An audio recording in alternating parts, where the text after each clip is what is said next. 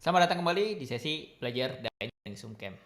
Nah, di video kali ini kita bakal masuk ke perkenalan Maths-nya. Jadi kita bakal lihat sebenarnya Maths itu apa dan apa keunggulannya dan kenapa kita bisa memanfaatkan Maths. So, yuk langsung kita cek ke layar.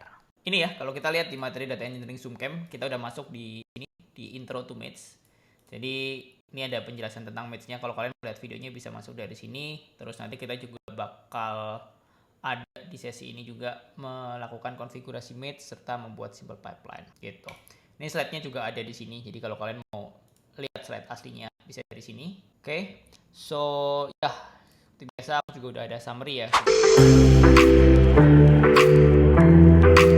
Buat kamu yang baru di sini, kenalin aku Bima. Aku sekarang bekerja sebagai analytics engineer. Dan di channel ini kalian bakal temuin hal-hal yang berbau-bau tentang data. Jadi kalau kamu mau belajar data, jangan lupa buat subscribe biar dapat video-video lainnya. Oke. Nah, jadi kita akan mulai tentang apa sih itu Maths ya. Nah, Maths ini merupakan sebuah open source pipeline tool nih. Dia bisa dipakai buat orkestrasi, transformasi, dan juga integrasi data. Nah, kita bakal lihat aja ke websitenya si Maths ya. Nah, menarik banget sih ini ya. Tagline-nya, data plumbing without the shit. Jadi dia open source data pipeline untuk transform dan integrating data.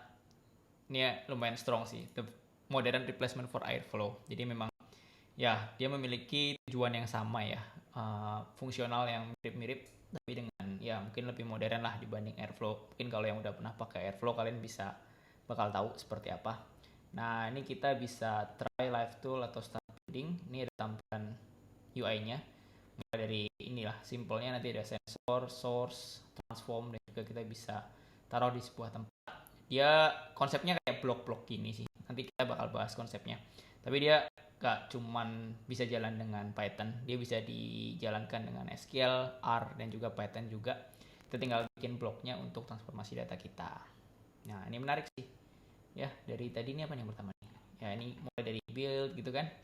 Kita bisa nge-build data pipeline di sini yang karena nanti kita bisa bikin orkestrasinya.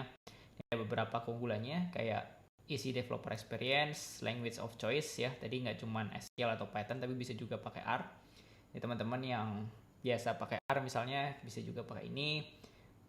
Alright, ini juga engineering best practice. Kita juga bisa langsung nih ngelakuin preview ya. Ini bahkan bisa bikin chart nih, kayak bikin chart, terus kita bisa lihat data langsung gitu ya. Interaktif, data is first class citizen. Wah, mantap. Lalu kita bisa launch juga have large team for dedicated to Airflow. Ya, ini dia bisa nge-manage sih. Fast deploy, scaling made simple. Alright. Ini menarik kan?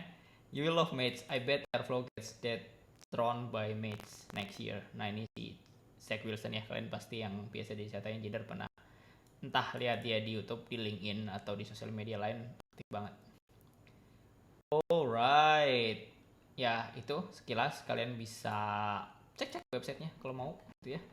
Dan ini lengkap sih, ada dokumentasi community-nya mungkin di mana ya? Di Slack kali ya. But ya, I think di Slack sih. Nah, oh ya di Slack. Di Slack kalian bisa join aja ke komunitasnya kalau mau. Oke.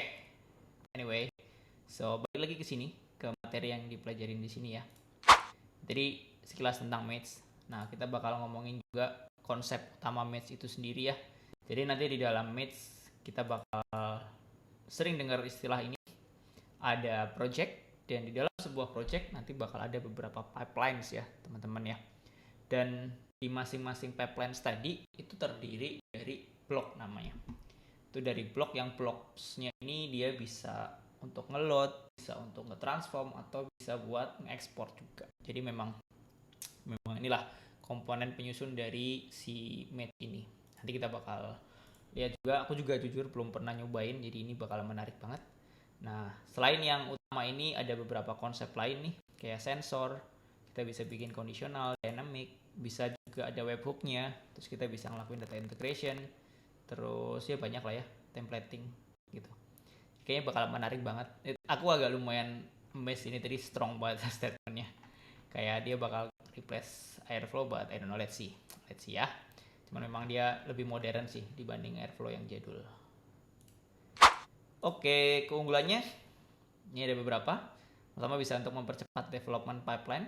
Nah, nanti dia graphical user interface ya. Jadi kayak kita bisa lihat tampilannya itu juga interaktif, lebih mudah. Serta ada konsep blok yang memudahkan kita untuk bikin, kayak kita bisa bikin satu blok, terus nanti bloknya bisa dipanggil di beberapa orchestration gitu ya, atau di beberapa pipeline. Jadinya ya kita bikin sekali doang, terus bisa dipakai berulang kali lah. Terus ini ya kalau di video selanjutnya kita ngomongin tentang development experience, dia juga implementasiin ini ya prinsipnya, kayak ini code dan tes secara paralel bisa didapat, yaitu ini berkaitan sama apa ya kemarin ya, mana sih sini ya kayaknya kemarin ya, nih berarti kan dia bisa dapat feedback loop lebih cepat lah ya, terus mengurangi dependensi, jarang berpindah tool gitu kan, itu berkaitan sama development experience di video sebelumnya. Serta dia juga mengikuti engineering best practices ya, ini ada beberapa contohnya. Dia pakai notebook style format, ini tadi ya kayak ada blok-blok kayak gini, kayak notebook style lah, kita bisa edit langsung di sini, terus kita bisa lihat langsung hasilnya gitu kan. Itu maksudnya notebook style format. Terus fully featured observability, kita bisa transformasi data di satu tempat gitu ya. Ini juga macam-macam, kita bisa buat dbt model juga, streaming dan lain-lain lah. Lalu di RY principle, don't repeat yourself, ini berkaitan sama tadi ya, kayak kita bisa bikin satu blok, nggak perlu nulis berulang-ulang, dan nanti kalau kita ngupdate satu blok itu kayaknya dia udah langsung update untuk semua blok yang pakai itu deh gitu. Artinya ya tadi dapat membantu kita mengerjakan pekerjaan yang lebih bermakna. Artinya hal-hal yang sifatnya kayak apa ya, gampangnya tuh kayak cuman teknikal, kayak kita ngopi paste, bukan ngopi paste sih, nyiapin hal-hal yang receh lah ya gampangannya gitu ya, itu bisa berkurang, dan akhirnya kita bisa lebih fokus ke thinking ya, improvement, untuk evaluasi, dan kita juga bisa cari potensial improvement di situ kan tadi kan. Dan ya menarik sih, menarik, kita coba lihat nanti. Terus konsep dan struktur match ini lebih didetailin lagi yang standarnya, ini kita ngomongin ya. Ini aku dulu slide-nya dari slide aslinya.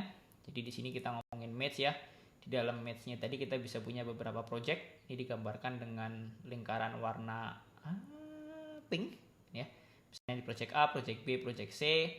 Di dalam project kita bisa punya beberapa pipeline. Di dalam pipeline kita bisa punya beberapa blok yang terdiri dari, I guess ini kayak tadi yang apa nih, biru nih ekstraknya ya, untuk ambil data, untuk nge-transform warna ungu, warna kuning ini buat ngeload data gitu. Ini penjelasannya. Project tuh kayak ya udah kayak project lah ya, kayak katakan satu repo yang khusus buat semuanya. Terus ada pipelines di dalamnya yang berisi workflow, proses. Jadi memang isinya ada beberapa blok-blok proses yang akan berjalan, nanti itu yang kita susun. Dan ini bisa berisi SQL, Python, dan R, bahkan bisa buat ngelihat chart juga. Tadi kita lihat screenshotnya di sini ya. Terus nanti kita bakal tulis konfigurasinya dalam bentuk YAML. Terus blok ini file ya, filenya. Jadi masing-masing bloknya representasinya satu file di dalam pipeline yang nanti kita susun bloknya jadi sebuah pipeline gitu. Dan dia dapat dipakai ulang, jadi kayak bikin sekali bisa dipakai di beberapa tempat tanpa harus kita ngulangin lagi bikinnya. Satu blok kalau diganti dia akan reflect ke semua bloknya tempat dia digunakan, serta ada beberapa perintah yang bisa berjalan ya. Nah ini ada